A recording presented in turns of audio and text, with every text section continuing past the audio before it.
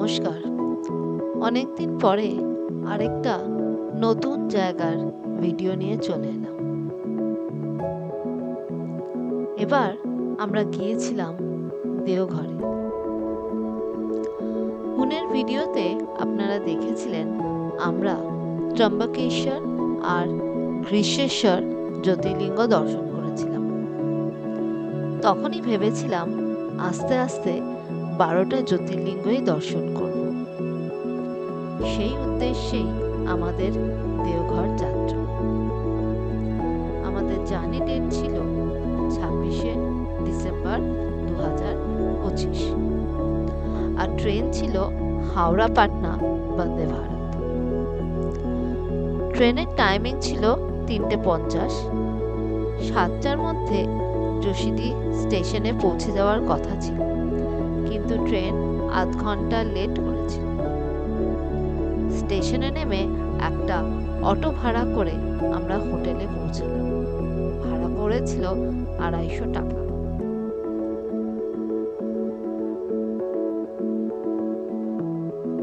দেওঘরে আমরা যে হোটেলটায় ছিলাম তার নাম হোটেল মেরিন ব্লু। হোটেলটা টাওয়ার চক থেকে হেঁটে প্রায় 15 মিনিটের মতো লাগে। অটো করেও যাওয়া যায়, তবে অটো টাওয়ার চকের ভেতরে ঢোকে না। মন্দির থেকেও হোটেলটা খুব বেশি দূরে নয়। যেহেতু হোটেলটা মেইন রোডের ওপর, টোটো বা অটো সবসময় অ্যাভেলেবেল।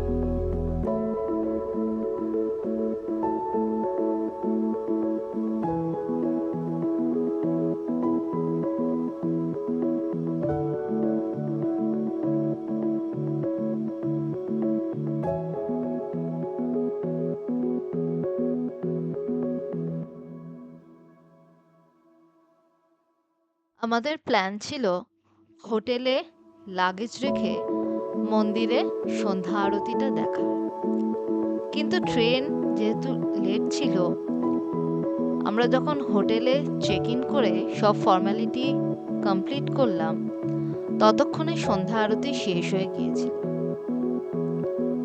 তাই আমরা হোটেলেই কথা বলে পরের দিনের পুজোর ব্যবস্থা করে নিয়েছিলাম।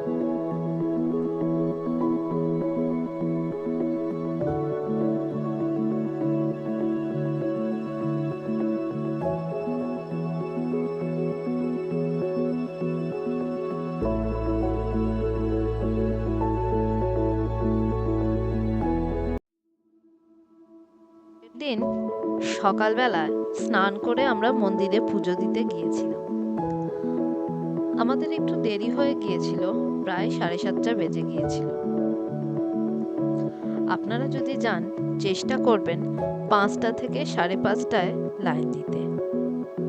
প্রচণ্ড ভিড় হয়, যত বেলা বাড়তে থাকে ভিড়ও তত বাড়তে থাকে।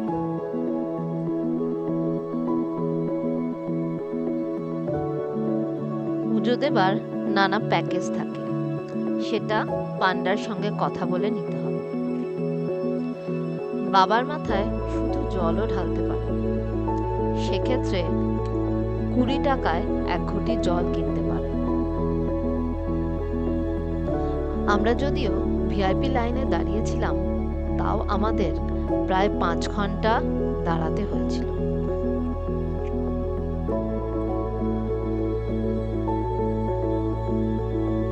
শুধু মহাদেবের মন্দিরই না, এই মন্দির চত্বরে আরো 21টা মন্দির আছে। বাবার মন্দিরের ঠিক মুখোমুখি রয়েছে মায়ের মন্দির, অর্থাৎ দুর্গা মন্দির। লাল ধাগা দিয়ে 2 মন্দিরের চূড়া বাঁধা।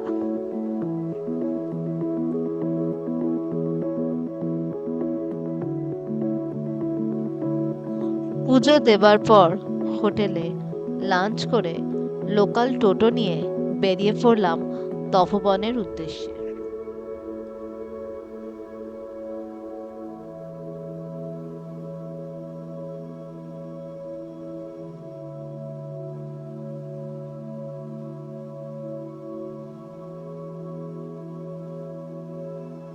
ধাপে ধাপে সিঁড়ি দিয়ে উঠতে হয়।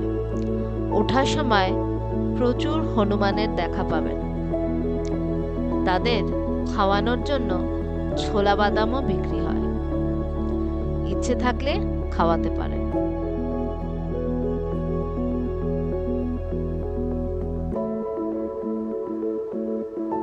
ওঠার পর একটা ফ্ল্যাট জায়গা আছে। আমাদের গাইড ভদ্রলোক বললেন জায়গাটার নাম সীতা কি চট্টান। সীতামা নাকি সেখানে বসে বিশ্রাম নিয়েছিলেন। আমরাও কিছুক্ষণ রেস্ট নিয়ে কিছুটা এনার্জি গ্যাদার করে চললাম হনুমানজির মন্দিরে।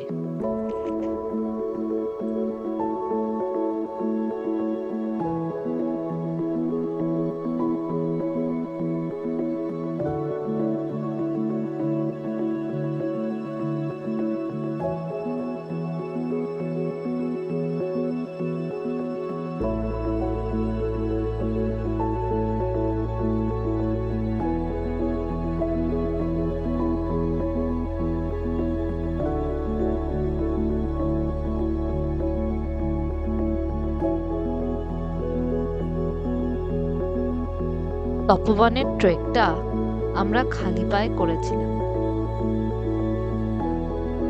হাতে ক্যামেরা নিয়ে পাথরের ওপর বসে বসে যেভাবে পেরেছি ভিডিওটা করেছি।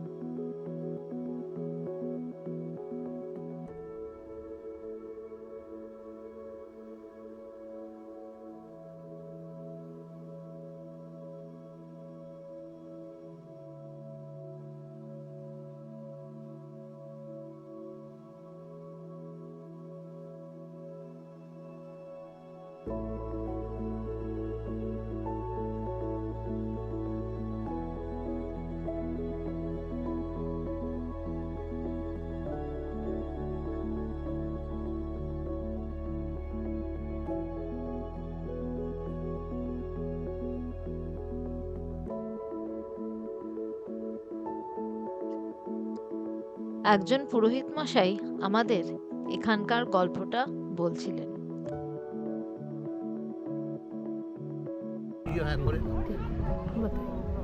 এই ভাগ্য আছে আমার, ভাগ্য যে গল্প আপনাকে শোনাতে 1 মিনিট সময় আমি দিলাম আপনাকে। আর আপনার ভাগ্য আছে এত বড় পাহাড়ে উঠলেন এই গল্প শোনার জন্য। এই মন্দির দেখা, এই পতাকার কাছে যে মন্দির দেখতে যাবেন, এটা ন্যাচারালি দু চট্টান ফাটিয়ে মা সীতাকে ত্রেতা যুগেতে দর্শন দিয়েছিল। এটা না সিমেন্টের মূর্তি বানানো, না মার্বেল পাথরের বানানো, এটা ন্যাচারালি দু পাথর এরকম চট্টানের মধ্যে ফাটিয়ে হনুমানজিকে সীতা মাকে দর্শন দিয়েছিল হনুমানজি ত্রেতা যুগেতে। এবার গল্পে যাচ্ছি, এই তপবন বলে ভারতবর্ষের 4 তপবন ইন্ডিয়ার ভিতরে। পয়লা তপন হলো মুম্বাই, মহারাষ্ট্র, নাসিক, পঞ্চরী তপবন। সেখান থেকে সীতা মাকে হরণ করিয়ে রাবণ লঙ্কা নিয়ে গেছিল, ওখানে সুর্পনখার না কেটেছিল, সেই জন্য নাম পড়লো নাসিক, পয়লা তপন। दूसरा তপন হলো উত্তরাঞ্চলের ঋষিকেশ, লক্ষ্মণ ছিল হরিদ্বারের কাছে, যেখানে বাল্মীকি মুনি থাকতো, লবকুশের জন্ম হয়েছিল। সীতা আমার 2বার সেখানে জঙ্গল গিয়েছিল, ध्यान देवे दादा। तीसरा তপন হলো বিহারে গয়া, শ্বশুরকে পিণ্ডদান করার জন্য মাস্টারজি গয়া গিয়েছিলেন, ললন্দা ডিস্ট্রিক্টে তপন পড়ে রাজগিরে। আর চৌথা তপন এখন বর্তমানে আপনি ঝাড়খণ্ড।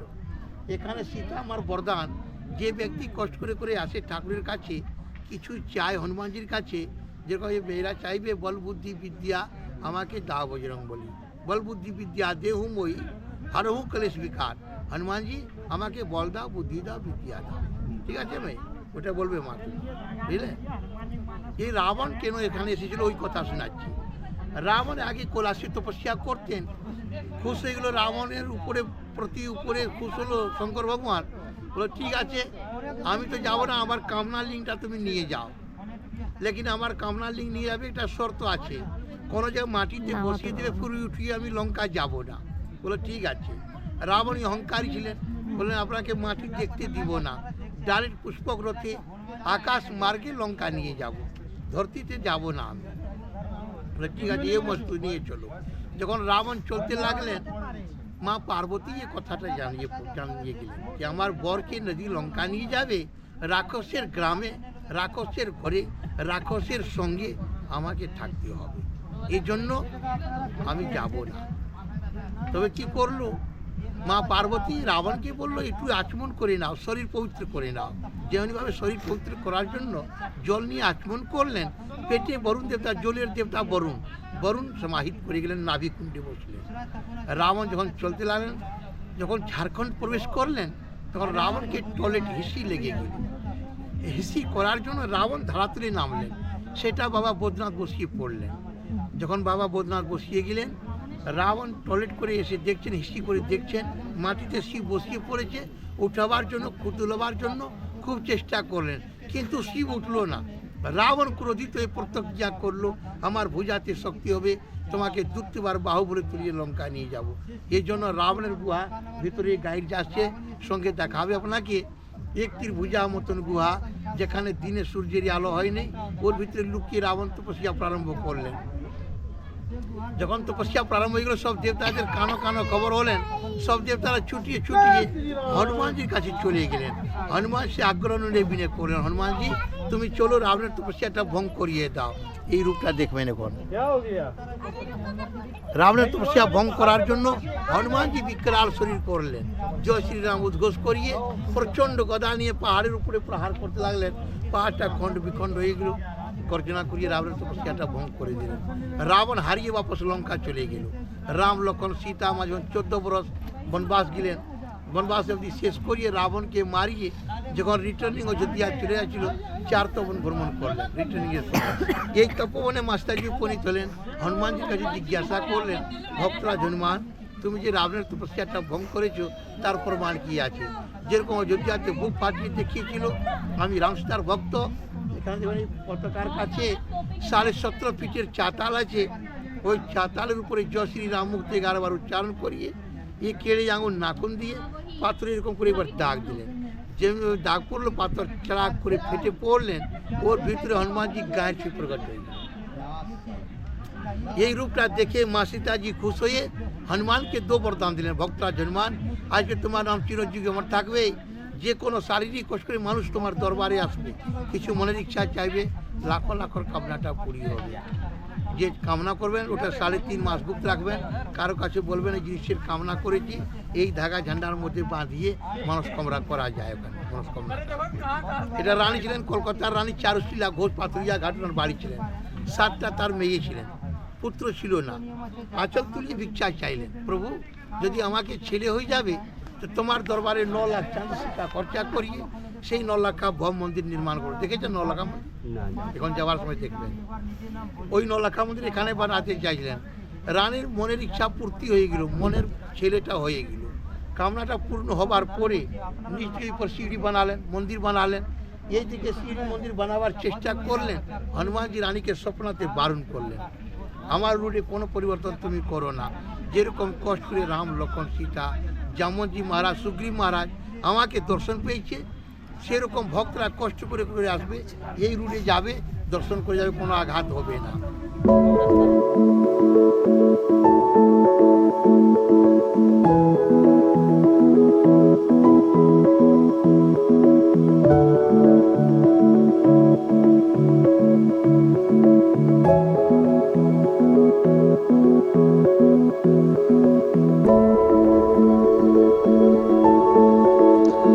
হনুমান মন্দির দর্শন করার পর আমরা এবার চললাম নলক্ষা মন্দিরের উদ্দেশ্যে।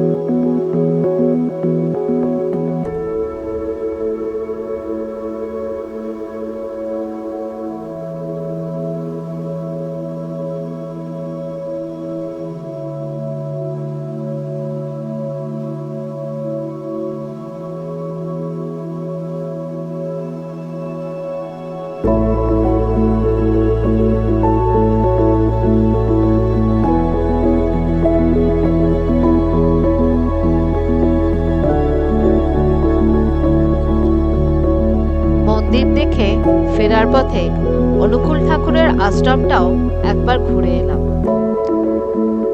ভেতরে ক্যামেরা অ্যালাউড নয়, তাই ভিডিও করতে পারিনি। এরপর ফিরে চললাম হোটেলের উদ্দেশ্যে।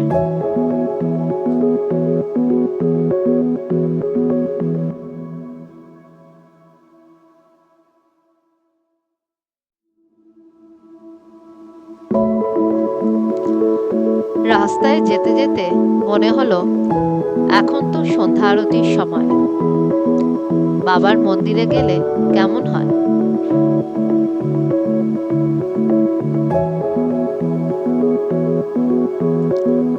গিয়ে দেখি আরতি সবে শুরু হয়েছে।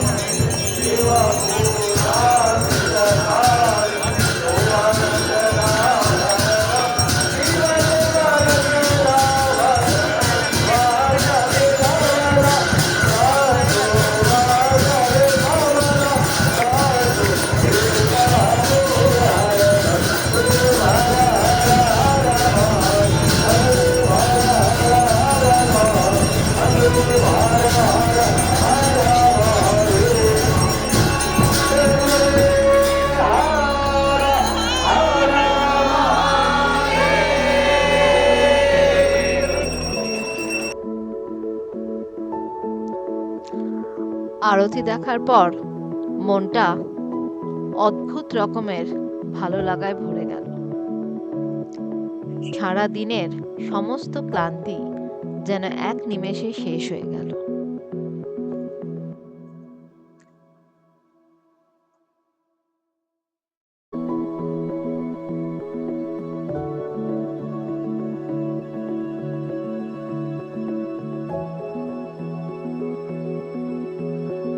দিনও শেষ, আজকের ভিডিও এই পর্যন্ত। আবার দেখা হবে। নমস্কার।